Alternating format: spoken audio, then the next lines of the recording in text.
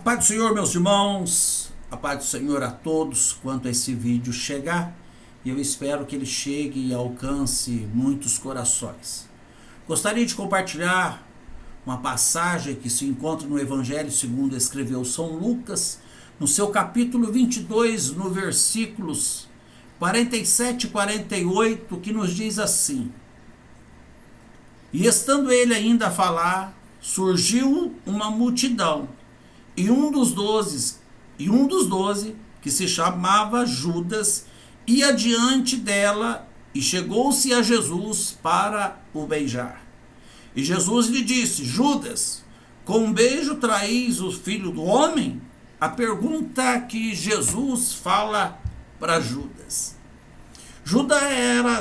Judas era um dos 12 apóstolos que Jesus escolhera. Jesus, como Deus, sabia quem era Judas, assim como ele sabe quem sou eu e quem é você. O homem olha a aparência, e a palavra de Deus nos revela que Deus olha o coração, a intenção, o sentimento, o zelo, aquilo que nós somos e o que não somos diante das pessoas ou quando estamos só. Deus é o que verdadeiramente conhece. Nem teu pai, nem tua mãe, nem tua esposa, nem teu esposo te conhece como Deus conhece. Deus vai dizer para Jeremias que antes que ele se formasse no ventre da sua mãe, ele já o conhecia.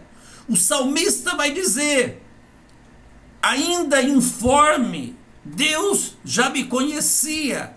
Ou seja, quando eu estava sendo formado no ventre da minha mãe, Deus já me conhecia e já sabia, porque para Deus o passado, o presente e o futuro é a mesma coisa, é o presente para Ele agora.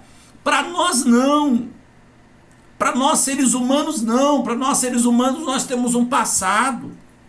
Há 10, 20, 30, 40, 50 anos atrás. E eu não sei quanto tempo eu vou viver no futuro, como você também não sabe. Ninguém sabe. A hora, o dia, como, ninguém sabe. Mas o nosso Deus sabe. O que eu quero vos trazer é que Jesus, conhecendo Judas, sabia que, como Deus, ele o iria trair. Mas Jesus deixa registrado, João deixa registrado, para nós entendermos como o ser humano consegue estar diante de um mestre, estar diante de uma pessoa que nunca sequer pecou. Porque a palavra nos diz que em tudo Jesus foi tentado, porém sem pecado. Todos nós, em exceção de Jesus como homem, todos nós pecamos. Desde Adão até o último homem a viver vai pecar, com exceção de Jesus. Ou quando a igreja for arrebatada, quando este corpo que é corruptível se revestir da incorruptibilidade, quando este corpo que é mortal se revestir da imortalidade, então nós deixaremos de pecar. Mas enquanto nós estivermos aqui, neste corpo, neste templo, neste tabernáculo, nós iremos pecar. A diferença é como eu lido com Jesus, como eu lido com a situação. Judas, no decorrer de toda a história bíblica, no ministério de Jesus de 3 anos, Judas se mostrou uma pessoa que se preocupava com a obra.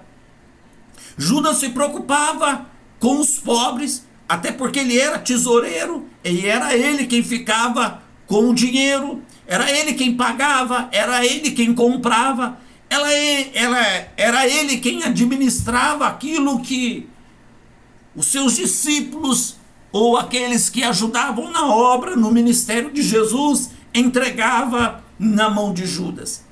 Quando a mulher que vai ungir Jesus com um unguento muito caro, e segundo os estudiosos, equivalia ao salário de um ano inteiro, aquela mulher pegou aquele unguento, quebrou e derramou sobre os pés de Jesus e começou a chorar e a enxugar com os seus cabelos.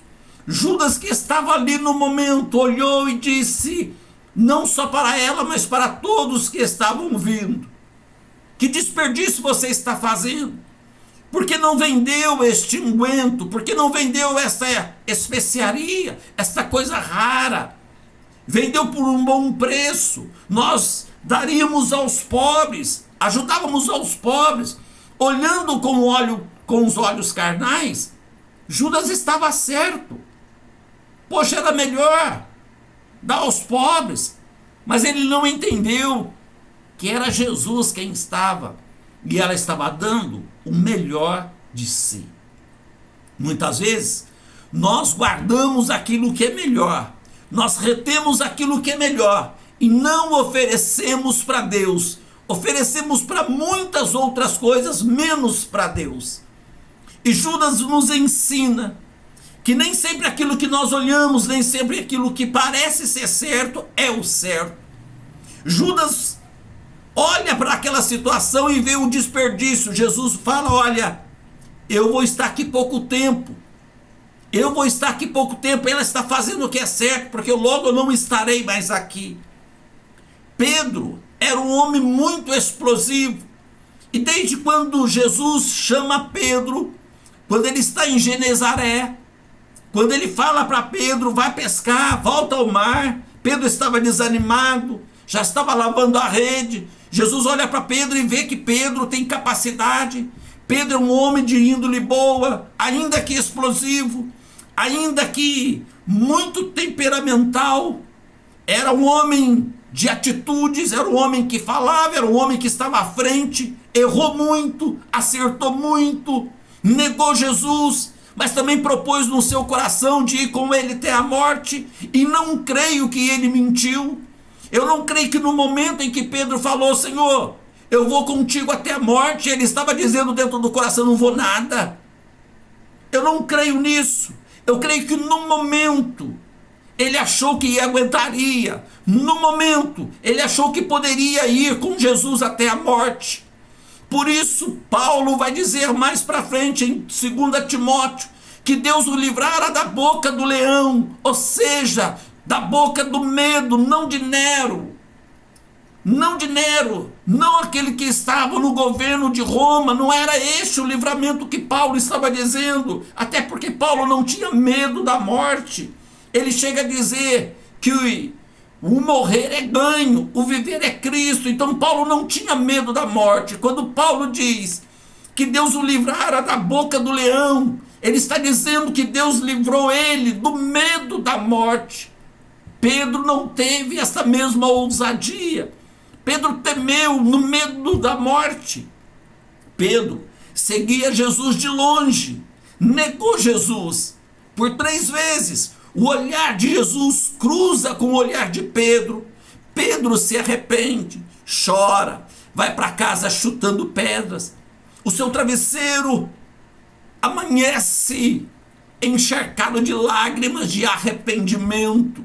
Mas Judas, aquele que parecia ser manso, de fala mansa, e que pouca a Bíblia vai nos narrar sobre Jesus, a não ser alguns episódios, e este aqui na qual eu acabei de ler. O que Judas vai fazer? Vai vender Jesus por 30 moedas de prata. Meus amados irmãos, José foi vendido por 20. Jesus foi vendido por 30. Sansão foi vendido por 1000 moedas de prata. Olha a valorização, ou olha a inversão de valores. Isto não está isento dos nossos dias. Isto é normal em nossos dias. Nas prateleiras nossas tem vários valores. Tem de 20, de 30, de 5, de 10, de 15 mil, o que você quiser. Mas homens que pregam a verdade, homens que falam a verdade, como Pedro, que ousou dizer, como Pedro que mesmo que errou, mas confessou, eu errei, me perdoa. E Jesus é o Deus da segunda oportunidade. Jesus dá oportunidade para ele em João capítulo 21. Jesus vai dar a oportunidade, vai fazer o cenário de novo e vai fazer as 3 perguntas que ele negou. Pedro, tu me amas? E ele vai dizer, sim, Senhor, eu te amo. Por 3 vezes Jesus pergunta. O que a Bíblia está querendo nos ensinar é que Deus dá a oportunidade para nós nos arrependermos e voltarmos ao caminho certo. Judas, ao contrário de Pedro, não alcançou arrependimento, mas alcançou o remorso. Remorso é o medo da consequência. Arrependimento é quando nós erramos e não queremos fazer mais aquilo que erramos. Remorso é saber que as consequências vão ser dolorosas e grandes, mas o arrependimento causa em nós uma dor que nos faz chorar e dizer, Senhor, me perdoa, eu não vou fazer mais. Então, meus irmãos, aqueles amigos ou aqueles irmãos que muitas vezes dá tapinha nas costas e que muitas vezes vem com fala mansa, cuidado, cuidado, muito cuidado. Hoje, no tempo em que estamos vivendo, tem muitas portas abertas e lobos com peles de cordeiros, com fala mansa, com uma voz humilde, com tapinha nas costas, mas estão matando vidas, estão levando vida ao extremo. E quem diz que as pessoas não podem matar? Podem. A palavra de Deus vai dizer em Provérbios que o irmão ofendido é muito mais difícil de ganhar do que uma cidade fortificada. Quão ferida esta é, que é muito mais fácil você ganhar uma cidade fortificada com um exército tremendo do que ganhar o irmão ofendido. Quantas pessoas hoje deixaram de ir à igreja porque se decepcionaram com um irmão, ou a irmã, ou com um pastor, ou com homens e mulheres que ali estavam? Quantas pessoas, e não julga aquelas porque estão fora, não. Era obrigação nossa de irmos atrás, tentar curar a ferida. Aquele homem, que a Bíblia vai dizer do bom samaritano, que estava caído, jogado, porque os salteadores o assaltaram, bateram e deixaram quase morto. Não mataram, quase morto. O sacerdote passou, o levita passou. Sabe o que ele estava dizendo para nós? Que os pastores passaram por ele e não deram bola, que os levitas passaram por ele e não deram bola, os irmãos passaram por ele e sequer olharam. Mas alguém que não conhecia, alguém que não tinha conhecimento da palavra de Deus, olha para aquele homem quase morto, se enche de compaixão, chega perto, tira dele 3 coisas que nós precisamos carregar conosco: o vinho, o azeite e a atadura. A alegria, o azeite da unção e a atadura para nós curarmos as quebraduras que muitos têm sido quebrados por homens que falam mansa, por homens que se acham que tem uma voz mansa, humilde, mas que matam por trás. Com um beijo, Judas trai. Poderia ser explosivo, poderia falar a verdade, eu vou te vender, poderia falar para Jesus, eu vou te vender. E Jesus já sabia. Judas pensou, eu estou traindo Jesus. Jesus já pensou e já sabia. Eu sei que você vai fazer. Tanto é que na ceia, Jesus vai fazer, olha, o que você tem que fazer, faça agora. Não espere para depois, não. Faça agora. Então Judas não entendeu que Jesus sabia o que ele iria fazer. Mas a Bíblia nos registra como o homem vai lidar com o ser humano. Como o homem vai lidar com Deus, que é Jesus, que era homem e Deus ao mesmo tempo, pensando que ia enganá-lo, e nós que somos seres humanos, quantas vezes somos ludibriados, quantas vezes somos enganados por pessoas, e não digo só no nosso meio não, por pessoas do trabalho, por pessoas da vizinhança, por pessoas que nos cercam, por pessoas da nossa própria família, que dá tapinha nas nossas costas, mas deseja o nosso mal, e muitas vezes nos entrega a morte, muitas vezes nos entrega a própria sorte, ao léu, ao esmo. Mas Deus está no controle de todas as coisas. Assim como Jesus não foi pego de surpresa, porque já sabia, e a Bíblia vai nos relatar que um dos que estavam com ele também, os que estavam com ele, diz: Senhor, o Senhor quer que façamos alguma coisa? E a Bíblia vai dizer que um dos soldados pega a espada e corta a orelha do soldado chamado Malco, do sumo sacerdote chamado Malco. E quem era este? Quem era este que pegou a espada e cortou a orelha por tentar proteger Jesus? Pedro. É Pedro. Pedro, que era explosivo. Mas Pedro não fez mal para Jesus, ainda por ter negado, mas não prejudicou Jesus. Se Pedro tivesse ido junto com Jesus, ele até poderia morrer. Ia morrer como Marte, como morreu depois. Sabe por que ele não foi? Porque Jesus já tinha um plano na vida dele. Porque Jesus falou assim: Pedro, cuida das minhas ovelhas. Pedro, você vai ser pastor. Lembra que quando Jesus chama Pedro, diz: eu farei de você pescador de homens. Pedro precisava entender o contexto do que é passar pela luta, pela tribulação, e precisava entender que o propósito de Deus é muito maior daquilo que nós pensamos. E Jesus estava ensinando Pedro: não venha com fala mansa comigo, seja o que você é, eu vou te transformar. Eu vou transformar você em pescador de homens, em pescador de almas. Você pega aquilo que é morto, que é vivo, para matar e saciar pessoas vivas, mas eu vou fazer você pescador de homens mortos, para trazer a minha presença, para que eu possa vivificar. Então, meu irmão, minha irmã, meu amigo, aonde este vídeo chegar, seja verdadeiro, honesto, sincero com Deus e com as pessoas que estão ao seu redor.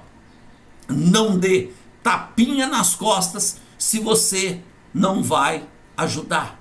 Não dê tapinha nas costas com um pensamento contrário daquela pessoa. Se você não pode ajudar, também não atrapalhe. Se você não pode ajudar, também não chega perto. É melhor não chegar perto, porque a Bíblia nos dá: se possível for, tenha paz com todos. Se possível for, tenha paz com todos. Porque tem alguns que não tem como ter paz. Mas eu não preciso viver em guerra também. É apenas cada um para o seu lado. Mas estar junto, com tapinha nas costas, isto com Deus não cola. Você pode enganar a mim, você pode enganar o seu pastor, você pode enganar uma congregação inteira, você pode enganar qualquer pessoa, mas a Deus você não engana.